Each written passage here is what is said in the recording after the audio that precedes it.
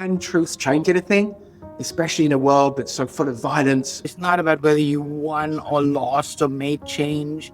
Sometimes you do journalism just to prove that there was a battle, that you stood on the battlefield, that this actually happened. Some of you reading this book and going, no, there are other stories and other memories that are deeply embedded in these landscapes. One thing anybody takes from this conversation is ecosystem building is the most important investment to make.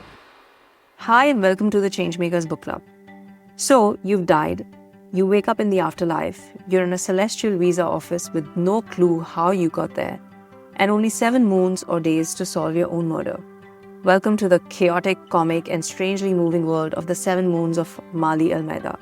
Set in the 1990s Sri Lanka, in the thick of civil war, this Booker Prize-winning novel follows Maali, war photographer, closeted gay man, gambler, smartass, as he races through the spirit realm trying to expose a cache of explosive photographs and figure out who killed him. Despite tackling heavy themes, violence, corruption, identity and loss, Shehan Karunatilaka brings razor-sharp wit and biting humor to every page. Maali's reflections on his own life and on Sri Lanka itself are brutally honest and unexpectedly funny even in the face of death. And here's a fun fact. The book has been published in different versions twice before. First as The Devil's Dance and then as Chats with the Dead. Shehan later trimmed and reworked it, giving it a new title and a third life as The 7 Moons of Maali Almeida. As a fan of whodunits, I was drawn in by the mystery but stayed for how Maali in death comes to see his relationships and his life more clearly than he ever did when he was alive. And especially in his quiet reconnection with his mother, who's left searching for answers after he disappears. Lots to uncover for this book, and I'm very excited to introduce you to my guest today. Ingrid Srinath is someone I turn to very seriously for book recommendations. She's the founder-director of the Center for Social Impact and Philanthropy at Ashoka University, the first academic center in South Asia dedicated to philanthropy and civil society. A former advertising professional turned trailblazing changemaker, Ingrid has led organizations like CRY, Civicus, Childline India, and Hibus India. She's championed everything from education as a fundamental right to strengthening nonprofit ecosystems across the globe. Ingrid sits on multiple national and international boards, and when she is not shaping the future of civil society, she's probably buried in a book. And my second guest, Stephen Keyes, is someone who brings both heart and strategy to the work of social change. He chairs the IFS Foundation supporting education and community development in rural Sri Lanka and also volunteers as Senior Director at the Majority Trust in Singapore. Stephen's had a global career in tech and sustainability with senior roles at IFS AB and beyond, leading major transformation and ESG efforts. A lifelong learner, he's currently pursuing a master's in sustainable business at the University of Cambridge, and is also part of the Distinguished Senior Fellowship Program at the National University of Singapore. So welcome Ingrid and Stephen. I'm so excited to have you join me today. Let me first start with getting your quick thoughts on the book, Ingrid. What did you find most interesting about the story? First of all, there's just the language. It's so unique. It's such a unique voice. I mean, even compared to other Sri Lankan writers or writers from Sri Lanka, reading it felt to me analogous to Sri Lanka what, say, Midnight's Children felt like reading about India, it was a whole different language, a whole different voice. The humor is outstanding, and I think that in the particularly sort of cataclysmic times that we live in, humor may be the only way to hold on. This kind of humor may be the only way to hold on to your sanity. While it's a very individual story, it clearly paints this larger picture of Sri Lankan politics, history, society, culture, everything from colonialism to, the stratifications in society, the civil war. All of it is there buzzing in the background, and without sort of being preachy about it or without making it into a tract of any kind or a polemic of any kind. And the last thing I'll say about the book in terms of my overall feeling about it is it did such a great job of talking about the role of journalism.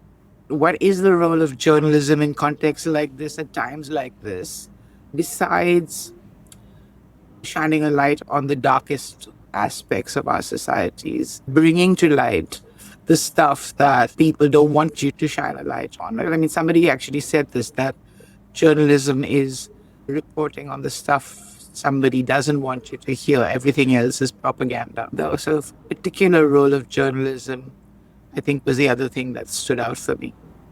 Yeah, really powerful thoughts on the book there. Stephen, you visit Sri Lanka very often through your work with the IFS Foundation, and I was really curious how the book landed for you. It's set in that very specific and turbulent time in the early 1990s, but it's also packed with references, perhaps tensions and nuances that still may be very relevant. Did reading the book deepen or shift your understanding of the country, and how did it connect with you and what you see on the ground when you visit Sri Lanka? Yes, I travel to Sri Lanka quite often each year. I've been doing so maybe half a dozen times a year for the last 6 or 7 years. And that's in context with my work with the IFS Foundation, right, where we focus on trying to give kids in rural communities their access to a decent education. So perhaps through that work, I already have some grounding in the challenges the country has faced in the past and continues to face today. And I think clearly, obviously, the book is a work of fiction, so I can't say that it gave me new historical context. It's not proposing to share a factual recount of history, but it certainly gave me a really different perspective on Sri Lanka as a country. Through the protagonist's eyes, right, through Maali's eyes, you see examples of chaos, of violence, humour mixed up with horror as well. And there's a sense of the absurd that comes through in the way that plays out. That mixture, you don't get that in a history book, you don't get that in a policy paper, you don't get that in government studies. So I think that perspective that afforded me was incredibly useful and somehow deepened my understanding and appreciation of things that have gone on before my time and my experience at Sri Lanka. I think what was also super interesting for me was reading the book and recognising some of the places, right? So Beara Lake being an example, right, which is right in the middle of Colombo. And he talked about the smell of the lake, and yeah, the smell's still there. But for me, that's always been quite a peaceful place, an oasis in the middle of the city. Yet, reading about it in the book, it suddenly becomes this place of a collective memory of trauma. And I think that was really interesting aspect of the book. You're reading about these places you're familiar with, and I'm familiar with, through this magical realist lens. And it got me thinking about the different layers of memory, trauma, and of storytelling that sit on top of landscapes. Landscapes I've walked through in real life, landscapes I'm familiar with. I've applied my own stories to them, my own way of thinking. Suddenly you're reading this book and going, no, there are other stories and other memories that are deeply embedded in these landscapes. I found that really, really interesting as I was reading. And one of the other really interesting layers of the book is the supernatural element that it has. I first read the book with a book club, and I have to admit, quite a few people found it very tricky to get into it at first because of the chaos, because of that version of afterlife that he created. It's quite bureaucratic and, of course, hilarious. And there's one line that really stuck with me: the afterlife is a tax office and everyone wants their rebate. Ingrid, I'm curious, do you believe in the afterlife, and did the book challenge or expand that idea? Did it mess with what you thought and what it actually turned out to be? I love the idea of the afterlife as a bureaucratic nightmare for anyone who's dealt with systems or processes in our part of the world. It's an all too familiar scenario. So the only form of afterlife I believe in is whatever legacy you leave here on the planet while you're here. I think of it really as that brief candle between two infinite darknesses, if you will. And there have been a few books recently. I think there's Elif Shafak's, what is it called, 10 minutes, 38 seconds in a strange world or something like that. And then Lincoln in the Bardo by George Saunders. And all three books in some ways talk about this halfway house. You know, this is not paradise or hell. This is the clearinghouse between life or death and an afterlife. And all three, in some ways, think of that period as a opportunity to do over, to complete unfinished tasks. And I like that idea. I like the idea of being given a second shot at tying up all your loose ends and dotting all your I's and crossing all your T's. But no, the only form of afterlife that I believe in is your legacy, the impact you leave on the planet, on the inhabitants of the planet, on norms, on beliefs, on attitudes. I think that's the afterlife as far as I'm concerned. So I just want to just pick up on something that you'd said before, Ingrid, and it's something I was just thinking about there, that journalism aspect of it. And Gujani, you mentioned a quote. The one quote that sticks out for me from the book is this phrase. I think he says, "Photography is not truth. It is a survivor's guilt captured on film." And there's that whole recurring theme, isn't there, about memory, responsibility, maybe even futility of bearing witness, but somehow it is painfully necessary to do so. We've got this idea of Maali's photographs holding the key to the mystery that holds the kind of the narrative rigging all along, and potentially that redemptive arc that we were just talking about. But there's a question there, isn't there? Can truth change anything? Especially in a world that's so full of violence in the way that Maali describes it. But yeah, I think the role of journalism, the role of photography, wrapped up in this kind of murder mystery story, really is quite interesting in terms of the protagonist's complicity, his inability to intervene. There's a tension between witnessing as a photographer and acting in a personal capacity that plays out through the book. Kind of journalism sits at the heart of that narrative, I think. But that's also true of nonprofits. Quite often we reduce the role of nonprofits to delivering low-cost, last-mile services or for plugging the gaps in public systems. But bearing witness is such a huge part of what nonprofits do, amplifying the voices that otherwise don't get heard. And watching right now as comedians are being cancelled around the world. A famous Indian journalist actually, I think, phrased it quite well for me. This is Ravish Kumar, who said, I'm paraphrasing here, but it's not about whether you won or lost or made change. Sometimes you do journalism just to prove that there was a battle, that you stood on the battlefield, that this actually happened. Yes. And I think nonprofits play a similar role. And the sort of underbelly that Behind talks about in this, shows us in this book, right, are the communities that typically people like you and Gujani and me work with, right, which is the forgotten, the marginalized, LGBT groups, the poor, the refugees, displaced, the lower caste, all of those. I found that just moving the way he described it. Not just, it's hilarious, but it's also deeply, deeply moving. You've got me, sorry, I'm Gujani, I know we're going off track a little bit here, but that's a really interesting idea. There is a profound relationship between the book and social impact. If I think about that, just listen to what you're saying, there is an element there, isn't there, in the book around exploring collective amnesia. We really want to revisit the past. We really want to open that up. There's a little bit of that in Sri Lanka itself, right? There is a preference to forget.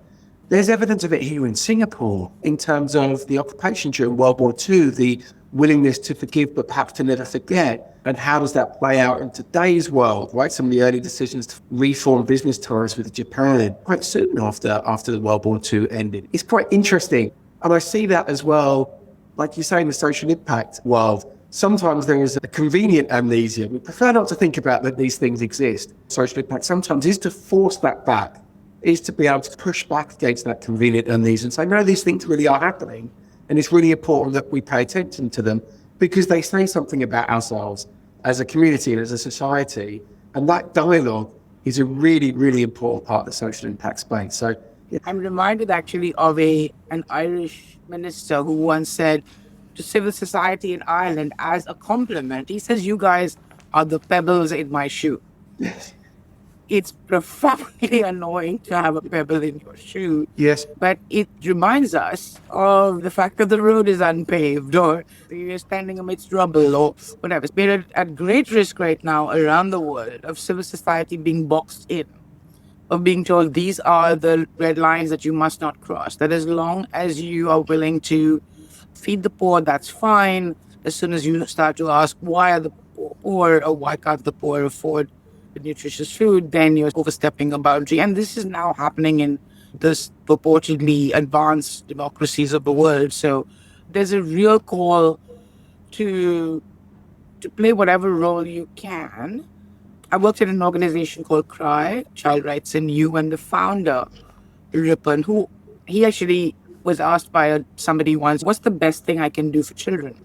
And Ripon said the best thing you can do for children is the thing that you do best. So if you're a photojournalist, then it's your photojournalism that will be your best contribution to your society. If you're a comic, then stand-up comedy may be your best contribution to your society, and so on.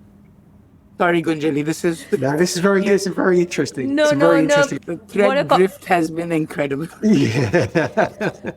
Which is the exciting part of these conversations, right? The unpredictable and amazing areas that we venture into. But I think just picking up on that point on civil society, Ingrid, because of what you're saying about civil society organizations being boxed, and I think Shehan has this moment where, and he's very cynical about all the organizations that are working in Sri Lanka at that point. And he talks to this American journalist and says something like, "Don't bother looking for the good guys, there are none." In the context of what's happening today, and you've talked about some of the challenges we're facing, do you think there's a better way for civil society organizations to collaborate? And I know it's a buzzword we use a lot in the sector, but what does it really mean to you, and how can we work together, since the times and challenges are so complex and we do need to come together? I want to push back a little on that premise to start with. I think some of the greatest achievements in human history have come from civil society collaboration.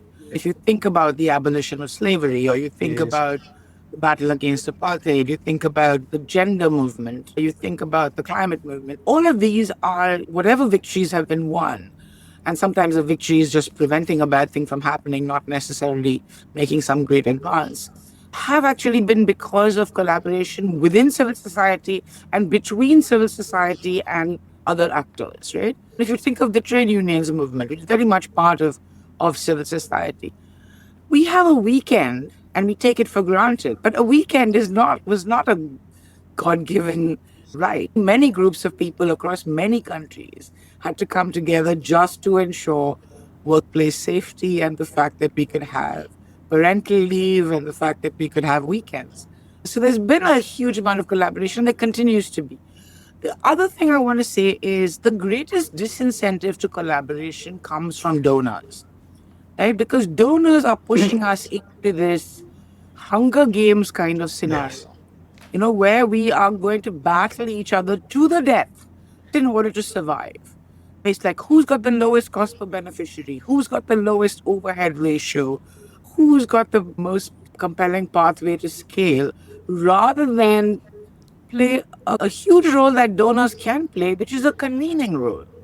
I was actually talking to somebody recently saying what your organization could do is bring together all the necessary stakeholders to make this change happen. And you could do it in a shorter period of time at a lower cost than it will take hundreds of organizations, each struggling in their own little silos. I agree we need to have much more collaboration. I'm glad that there is now I think COVID did a huge amount to foster new kinds of relationships and new ways of doing this. And donors also now, as we move towards, at least start to move towards this more long-term, flexible, trust-based commitments, are in some ways setting this, that makes, when you're bound by the line items in the budget and delivering very narrowly defined impact, collaboration is disincentivized. Whereas if you have a little elbow room to plan longer term, to use money more flexibly, then you have a greater chance of not being in this fight to the death scenario.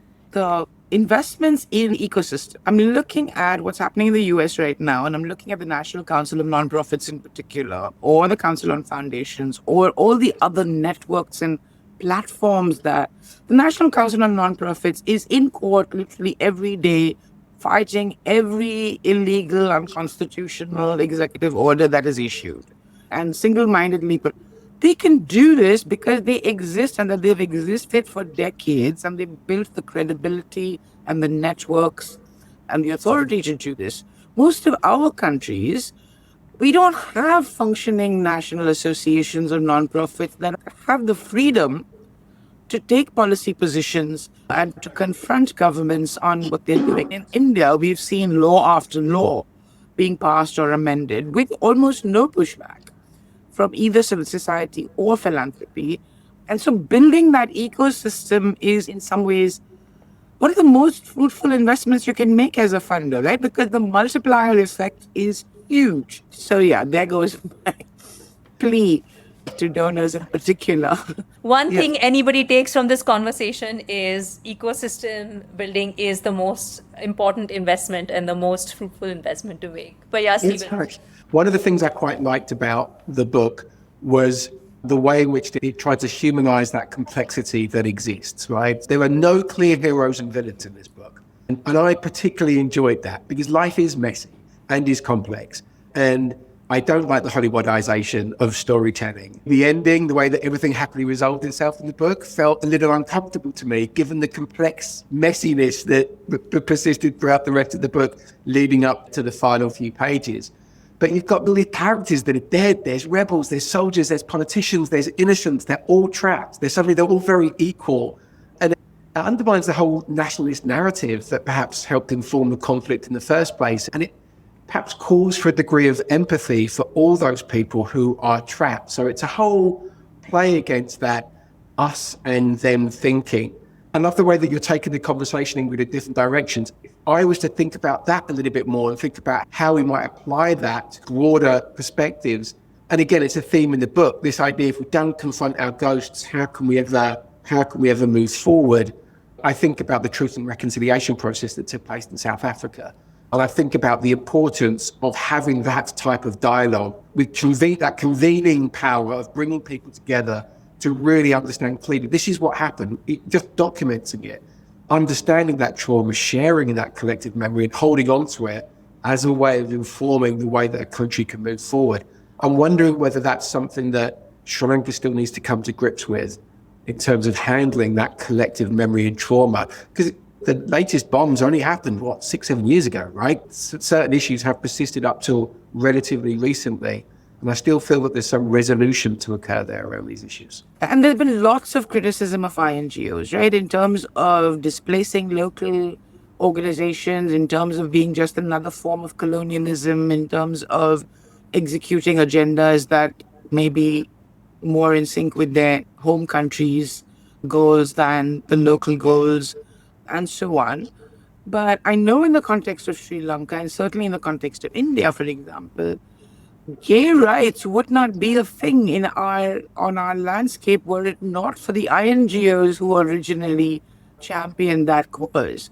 I have a dear friend, Jan Brownsma, who actually worked in Sri Lanka and was the first funder to fund LGBT causes in Sri Lanka. He was also the first funder to fund LGBT causes in India.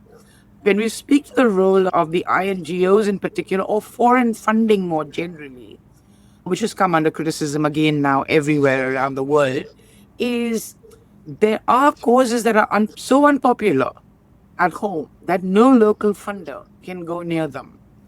And so you need people who are not subject to intimidation or local pressure or local cultural norms to be able to speak on behalf of those causes. And that's a critical role that international organizations and foreign funding can support, that local organizations may find it difficult to support. Yeah, I totally agree with you there. I'll riff on that a little bit more. If I think about today's world, there's a relevance for the book. Again, going back to the journalism idea, right? Maali's hidden photographs, it's a metaphor for the many truths that governments or armies, or even us as ordinary people in our day-to-day lives, prefer to keep hidden or try to bury. We might look at the world that we live in today and the facts that are banded around, and let's just call it a world of misinformation and perhaps even digital manipulation and outright propaganda. And I think there's an element of the book that says, hey, remind us that the importance of documenting and preserving and sharing truth is not optional. It's essential for justice. It's essential for societies to function. The fourth estate, and by extension, as you say, the international organizations that exist, are essential, right? We really need to think about how do we protect independent journalism and artists who risk many things, including their own lives, just to talk about uncomfortable realities. And it's in those conversations that we evolve, that we progress as a society, including, like you say, LGBT rights and so much more besides. No, and just given the recent events of what we see around, it looks like there is risk to your career, to maybe in some places your life, even now, if you're not on the right side of the narrative, which we've been referring to as well. Particularly, Gunjali, in these conflict zones, right? So whether Yes. that's a civil war or whether that's a invasion or whether that's whatever it may be, there's immediate needs for relief, completely apolitical, non-partisan needs, right? But for an NGO or a society organization working in these spaces, you're not going to have access without forming some kind of relationship with parties that you may profoundly disagree with. People who are perpetrating violence, people who are taking people hostage. But if you're actually going to deliver aid, for example, you're going to have to work to some degree with everybody on the ground just in order to keep your staff safe, for example, or just in order to have access. And you're making compromises. You know that perhaps some of the aid is being stolen and being used to fund violent groups. The choice there then is, should I pull out entirely and leave people to their fate because I don't want to risk making that kind of compromise? Or do I make some kind of compromise in order to get to these people? I know organizations like Doctors Without Borders, for example, have been for the longest time trying to stay neutral and trying not to speak out. But even they now feel compelled to speak out because there's no other way they can do their jobs. I do want to shift gears a little bit, Stephen. You and I had the amazing opportunity to hear Shehan at the Singapore Writers Festival last year. Yes. I wanted you to talk a little bit about how Shehan's personality actually comes through in the book. He's so funny. I think his humor, his self-deprecating sort of humor came out in the book as well, which actually made for reading about such heavy things in the book so much easier. Do you want to talk a little bit about what you learned about him in that session and how perhaps it also added to your understanding of the book? His humour in person was just incredible. Just to hear him talking about his own history, his own relationship with his art, the humour that he tried to bring into the book as a natural reflection of his own personality. And I'm a great believer that there is much truth to be found in humour. It appears that Shehan feels the same way. Perhaps what also drew me in to the book in the first instance, and then even more so having listened to him during the lecture that he gave in Singapore, was the poetry in his words, the poetry in his speaking style, the reflective manner in which he responded to questions. I don't particularly find fiction easy these days. I normally give a work for fiction about 64 pages. Normally I have to kind of check in with myself. Am I really still enjoying this? Am I able to see it through? This is one of those books that I think I flew past page 64 and didn't even stop to pause. And so it was that phrasing that gripped my attention. There was a kind of poetic phrasing to his language. And yes, this humour that I think both of those things really helped, even when the story itself became incredibly chaotic or became incredibly, well, it was horror, right? There was a horror genre to it and it was quite confronting, but still these moments of humour carried it through and I don't know, it gave us an easier passage through what was quite a difficult story in certain periods. As for the lecture he gave, I found him incredibly engaging. I think the way that he talked about the writing process itself added another layer of appreciation to the book. It was probably, I think it was the first time that I've actually attended one of those lectures, by the way, to actually meet an author and hear their particular perspective. So it was a really useful exercise. I'm glad you invited me along. And Ingrid, I find sometimes to find good books or authors that are well known outside of the Western context is a bit difficult. Are there any other books that you found particularly interesting that you think folks might not know about? Well, for people in South Asia in particular, I want to recommend Chinaman. Because it's centered in the world of cricket, it is even more relatable in some ways. Because you know these characters, right? You know these are thinly disguised versions of that cricketer commentator and that famous British bowler and so on. So it's even funnier, even more of a sort of inside joke if you're from a cricketing country, whether in South Asia or otherwise. I'm currently reading The World After Gaza by Pankaj Mishra, which is really asking some hard questions on all sides. And of course, I love Arundhati Roy's new book, Mother Mary Comes to Me. It was just fantastic. She's always brilliant. Even when I completely disagree with her, I still, like, I'm in love with her prose. But this book is, I think, just is so personal because it is a memoir. And this idea of this very tortured relationship between these two women, mother and daughter, who have so many similarities. I mean, they're both very strong women, very feisty, completely unwilling to defer to any form of authority, particularly patriarchal authority, fighters, champions for lost causes in some ways. And yet their own relationship is so tormented. And it's almost like it's only after her mother dies that she can actually come to terms with the relationship. So yeah, that one completely blew me away, as Arundhati normally does. And Pankaj Mishra is currently troubling me, which is the best kind of book I find. Yeah, a good book should do that, shouldn't it? I like something that kind of challenges my thinking. I really like the idea about reading fiction from a sense of place, right? So I grew up in the UK and lived in Western Europe, and it's really easy to get stuck in a particular bubble. And there are particular forms of writing and acceptable structures and types of writing.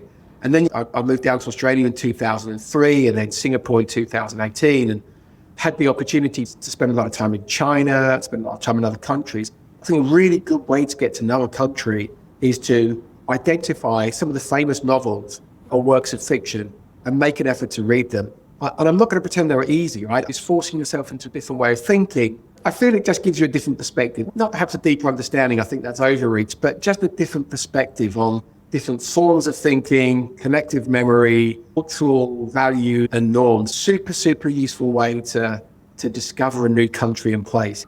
That's another really cool book I read recently. It's not a new book, but Elif Shafak's There Are Rivers in the Sky, which connects through water, or even through a single drop of water, ancient Mesopotamia with Victorian England, with contemporary England, with contemporary Iraq in just such a fascinating way.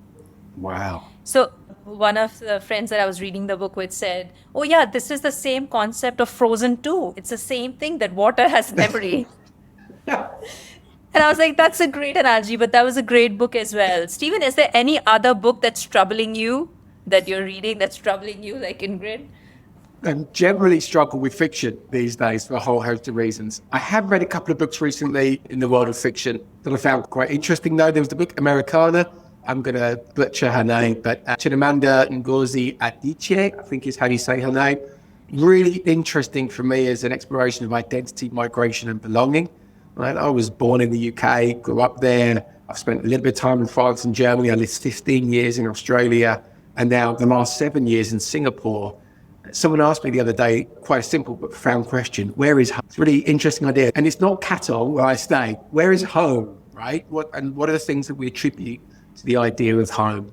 And that idea troubled me. And I took some comfort from reading that book, Americana, because it explores those particular themes. And perhaps because I was so troubled, I also found myself reading a book that was firmly placed in the English context. It was called Old Filth by Jane Garden.